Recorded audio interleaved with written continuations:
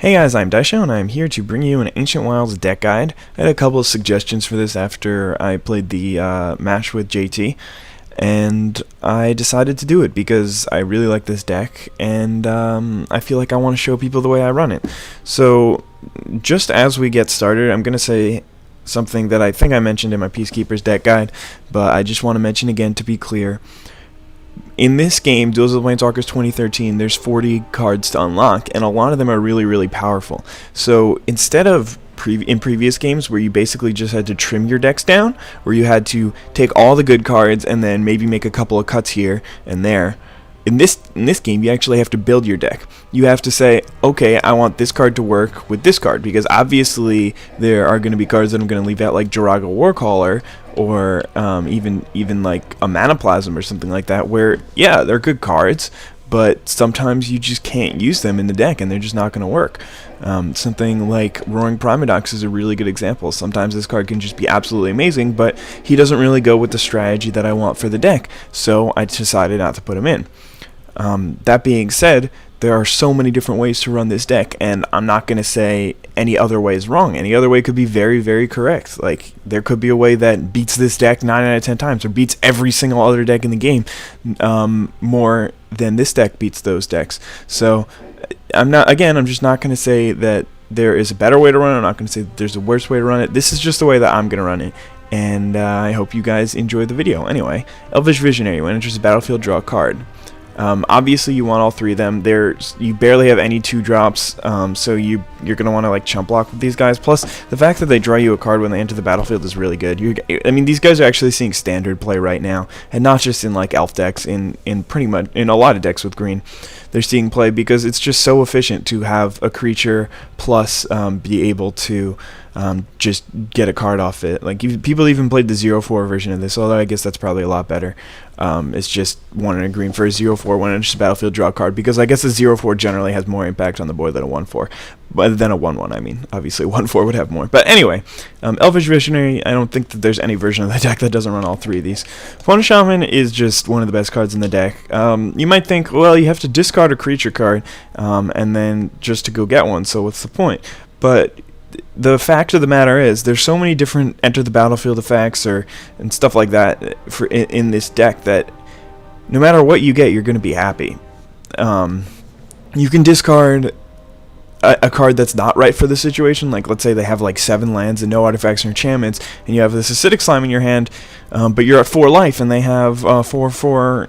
Or like they have 3 Exalted Guys in Torment, or 2 Exalted Guys in 3 Exalted Guys in Torment, so I got it right the first time. And then you can discard your Acidic Slime and go get a Thragtusk. Or just any sort of situation like that. Like, let's say you just need to block a flyer and you already use your Stinglefang Spider or something like that. So you can just go discard a Thragtusk and get a Thornweld Archer if you need it. So it just basically always fetches you whatever you need. And the best thing to ever do is, in my opinion, the most fun thing that I've ever done was to have a Yiva on the board and have Fauna Shaman active, because then you can just the dirtiest things you can do. They basically can't ever attack you if you have like 6 mana open, because you're just like, okay, discard a creature card, go get Thragtusk, toss him into play, block your guy, I gain 5 life, and I get a 3/3, and you lose your creature. So, I mean, there's no way that, I mean, this card is just one of the best cards in the deck, and it's one of the most fun cards in the deck, and it's basically the symbol of my deck. If they gave me like 3 of these, then I would be so much happier. But like, even though there's still one of them, I still built my deck like this. So you'll notice that I have some cards that I just include 1 copy of, and the reason for it is so that I can tutor for it with my Fauna Shaman and then put it into play. So anyway, Thornweld Archer is a 2/1 reach Death Touch. This guy's he's going to be the MVP at the beginning of the game. He trades with something no matter what. He stops them from swinging with their creatures that they don't want to lose. He absorbs removal. He just does it all, and for 2 mana. So that's really what this deck needs. It needs to stall towards the beginning of the game so it can get its late game going on, and then it's really hard to beat. Beast Within, you gotta run all 3 of them. I mean, this card is just so versatile. The problem with it is that it has inherent card disadvantage. So you destroy one of their permanents. So that's you use your Beast Within, which is one card. They lose their permanent, which is one card. But then they get a 3/3 Beast token onto the battlefield. So that's unfortunate. But you can remedy this in so many ways to make the 1/2 into a 1/1. So like if they use a spell to try to kill one of your creatures, then you can Beast Within your own creature. That way the spell that they use to destroy it is -1 for them, and then this Beast Within is +1 for you. The creature that you lose is -1 for you, and the 3/3 that you gain is +1 for you, so you end up even. So that's one way. Another way is with Erratic Portal, which you guys saw in the matches versus JT, but if they're tapped out, you can just use Beast Within to destroy something and then use Erratic Portal to get rid of the token, and there you go. Anyway, Caller of the Claw is one of those cards that I feel like could be very useful in certain circumstances, but I just haven't gotten around to using it yet, so it's just something that I can tutor up with Fauna Shaman. Worst comes to worst, I mean, it could be a really valuable card if you lose a creature, you just play this guy and you just paid 3 mana to get 2 2/2s, which is good value. So it just is very versatile and could be used in a lot of different situations, so I like to keep it in the deck. I haven't drawn it yet, and I haven't had a need to go fetch for it yet, though, so I'm not really sure if it's perfect. Anyway, Carven Caryatid is kind of awesome. It's a 2/5 for 3, so that means that it basically walls off like the entire Goblins deck and just a lot of stuff. And it also, when it enters battlefield, draws you a card, so it cycles itself and is awesome. So definitely a card that you're going to want to keep in.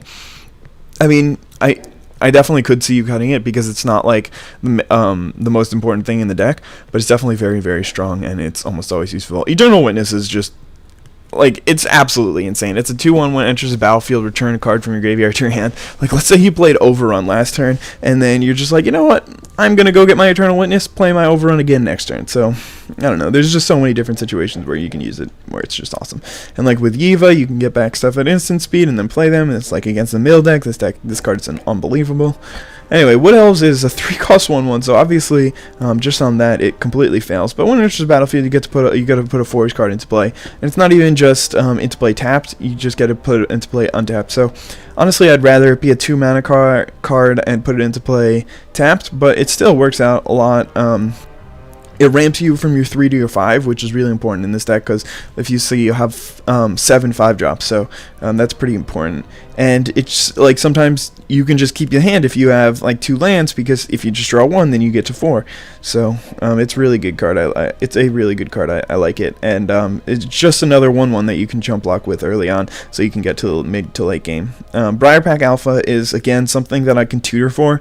So the good thing about this is that it has flash by itself, so I can tutor for it at any time. Just flash this thing in and give any creature +2/+2, so it can blank removal. It can make one of their blocks really, really bad, and since if I have Fauna Shaman out, then I can get it at any time, so that's awesome. Erratic Portal is just a really, really powerful card. They put it in the deck, I think, because they want you to recur your Wood Elves and your Elvish Visionary and your Eternal Witness and your Carven Caryatid, so they want you to put those back in your hand and then play them again. But the thing is, you can also do it to your opponent's creatures, and I mean, it's so valuable to lock up 2 of their mana every turn, since if you leave it untapped, they just can't tap out, really, like for the rest of the game, and until they destroy this or anything. So it's just a really, really strong card. It's kind of expensive at 4 mana, but once it's on the board, it just really, really benefits you. So I love the card. Anyway, Natural Order. There's a neutral cost to cast it, sacrifice a green creature, search your library for a green creature, and put it onto the battlefield. Then shuffle your library. This is like the best way in the format to win when you shouldn't win. I mean, like, that card, I have 2 of those copies. That's the reason why I'm running these 4 cards. Almost always will one of these 4 cards just be good enough to win me the game. Not always. I mean, there are definitely situations where you need some other help, but these are good. And then plus the fact that if you need to, like let's say you need to gain life and Plockorm is dead or in your hand or something like that, go get a Thragtusk. If you need to destroy a flyer, go get a Stingerfling Spider. Like, there's just so many different things that you can use if you, well, no, this thing doesn't work, okay. But anyway, there's just so many different situations where Natural Order is awesome for you. 2 Vengevines. This is actually the thing that I considered cutting the most. It's an amazing card, obviously, 4 cost 4/3, and then it can come back a lot. But it's oftentimes you can't recur it, you can't get it back. and it doesn't really do much for the deck. It's not like specifically relevant for the deck. So I mean, there are other cards like Manaplasm might just be better, because it might just swing in for more damage. Might want like another Briarback Alpha instead of one, or like my Acidic Slime and Stingfling Spider probably don't need either of those. But even like a Wild Pair, or just like a second Worm, or a Terrastodon or something like that, because a lot of people like Terrastodon. I'll talk about it a little bit later, but it's too good of a card for me to cut, but at the same time I really think that I probably should cut one, because it doesn't really have much synergy with the deck. So it falls under the category of a really, really good card without much synergy. Anyway, Wolfbriar Elemental is something that you might want to just tutor up with Fauna Shaman, or Shaman, whatever, doesn't matter. And it's really good. When it enters the battlefield, put a 2/2 green wolf token onto the battlefield for each time it's kicked, and has multi-kicker for green. So if you have like 8 mana, then you just get so much value out of it. Anyway, Eva Nature's Herald. Oh yeah, and to begin with, it's a 4/4 for 4, so you're not losing value no matter what. Anyway, Eva Flash green creatures. You may cast green creature cards as though they had flash. So, like, I don't really think I need to explain how good Eva is. She's really a 4/4, but she's a 4/5 in the game, so until I fix it, she's 4/5. 2 Acidic Slimes. I could run 3, but I don't really need to. You can normally tutor for 1 if you need it, and some matchups it's not really that useful. I mean, a 2/2 Death Touch is pretty much always good. So, I mean, the reason why this card is so good and why it's been played in Standard pretty much forever is because it's always going to be a 2-for-1. Since it's got Death Touch, it's going to trade with a creature every single time. It's also got 2 power, so it can keep beating in if they don't have any creatures to trade with, and it just, like, the ability to destroy a land means that it's always going to kill something, so it's a really good card. Overrun is too good not to put in. It also has synergy with the fact that you have a whole bunch of these 1/1s and stuff, and 2/1s, and like all the cheap little creature cards.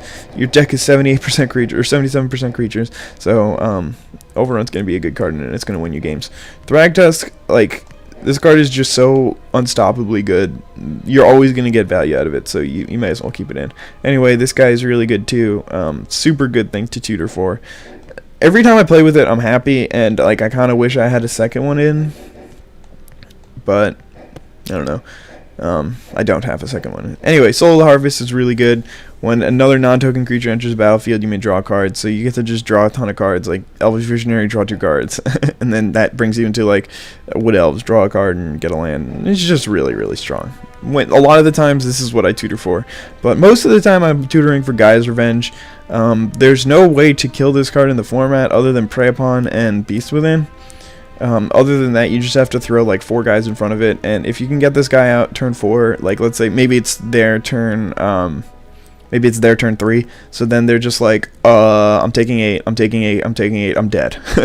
So it's just really, really good, and it's basically got hexproof, so you have to leave that card in mainly because it's a hexproof threat that you can tutor for. Palaka Worm I chose over Elder Scale Worm because it always is going to give you benefit. It's always going to gain you 7 life, and most of the time, since it's a 7/7 trample, they're going to have to try to find a way to kill it, so it's going to draw you a card as well. Whereas Elder Scale Worm, if they kill it, then you gain nothing out of it, so it's a lot better to have it enter the battlefield effect. And then there's this guy, Giganomancer, who, if they're not playing like a removal-heavy deck, you just go tutor up, you natural order into Giganomancer, and then they're just really, really sad. So now let's go over the deck and see what I did not include. So Bond Beetle is just, or Bro Beetle, as he has been deemed by my stream. He's like not that good. The only time he's good is when you're playing him every turn, and I kind of took that theme out of my deck. I mean, I could see you playing 1 if you have like 3 Roaming Primodoxes or something like that in the deck, but other than that, no. Giant Growth is a cute card, but generally it's just gonna, yeah, okay, so sure, a lot of the time it'll be, it'll just kill one of their creatures, but most of the time they'll see it coming, and it's not too hard to avoid. So I don't know. A lot of the time it's just going to be deal 3 damage to your opponent, and I don't want that. And that's not the kind of card that I want in my deck. Drago Warcaller is cute, but there's not really that. I mean, there's a decent amount of elves, but not enough. Taunting Elf, I think I actually do want one of these in my deck. I really do want one. So I mean, I would go as far as to like maybe even take out a Vengevine for one, but for now I don't have one in, so sorry about that. I forgot about him because I took him out when I was playing against JT, and I forgot to put him back in. But I really want one Taunting Elf. It's just a really cool thing to tutor for because it could just win you the game, and it's almost never bad because you can always just chump block with it. So yeah, these rings, I don't run them in any deck. They're all okay. None of them are good enough for me. This guy is like a 3-cost 4/5, but he kind of means that 3-cost 4/5 sack a land, because you can't really ever, or you never really want to use the land again, so it kind of sucks. I only want one Core of the Claw. Manaplasm is strong, and it can win you games. I sided him in it against JT because I thought it would be really good in that matchup, because I would be able to race him faster than he'd be able to kill me. And it worked out, but I still don't run it main deck. I don't think that it's really good enough to be in the main deck, and I don't think that it has enough relevance. I think it's really good if you're trying to run the flash version of the deck. So if you're running all of the Briar Pack Alphas and all the Caller of the Claws and like trying to get Eva as fast as possible and stuff like that, then maybe Manaplasm's good, because like with Flash he's obviously really good, because then they don't know how much they're taking and they don't know what they can block it with, so it just becomes a nightmare to block and a nightmare to not block. So it's a really good card. Spawn Wraith is kind of terrible. I mean, you're never going to get it going, and even if you do, okay, fine, you'll win the game in like 6 turns, whatever. Eva's Force Mage, enters the battlefield, target creature gets +2/+2. I'd much rather the Flash version for one more that's also a 3/3, so I don't really include him. And if I were to include him, then I would just get another one. The only thing is I did include one originally because you get to play less mana for it, so you can go search for it from your deck, and if you only have 3 mana, then you can use it. But I don't know, you have to have Eva out at that point also, so it's not really worth it. This guy's only okay if you recur it a lot, and it just gives you 1/1, so it's like, what's the point? Why do I want 1/1s? This guy is basically the same thing as Manaplasm, but more expensive and does less, so yeah. Momentous Fall is cute, but I don't really want to be sacrificing my creatures too often with this deck. And I mean, it is really useful, and it can probably win you a game. So like, again, it's one of those cards that I wouldn't be like opposed to having, but like sacking a Vengevine to Momentous Fall and then playing 2 creatures that you get from that is probably one of the better things that you can do with this deck. Roaring Promidox is a really good card, but there's just so often, not so often, but there are situations where it hurts you more than it helps you, and I don't like playing cards that are not always good for me. So there's a version of this deck where you just have all the Enter the Battlefield effects and Roaring Promidoxes, but that's not the version I'm running. Anyway, Acidic Slime is obviously good. Stinger Ping Splitter is obviously good. Lurking Predators, there's 4 of these actually, because there's this, and then there's 3 Wild Pairs. So they're all really, really strong, and they're fun cards to play with. So I definitely recommend that if you want to, then play with these cards, because they're kind of awesome. And another really cool thing is that you can put your creatures when they die on the bottom of your library, so you can go tutor for them again. So that's really awesome, but it's just not strong enough, really, when you're not trying to just mess around and have fun. Primordial Sage is really cool with like Wild Pair, or no, it's whenever you cast. So Soul of Harvest is cool with Wild Pair, but yeah, I mean, it's okay. It's fun drawing cards when you cast creature spells. So yeah, Wild Pair is obviously really good. You just get to get a lot of free creatures, and like it's really fun when you can play a Elvish Visionary and get a Giganomancer, or like Carven Carriage just goes straight into Vengevine and stuff. And like, I don't know.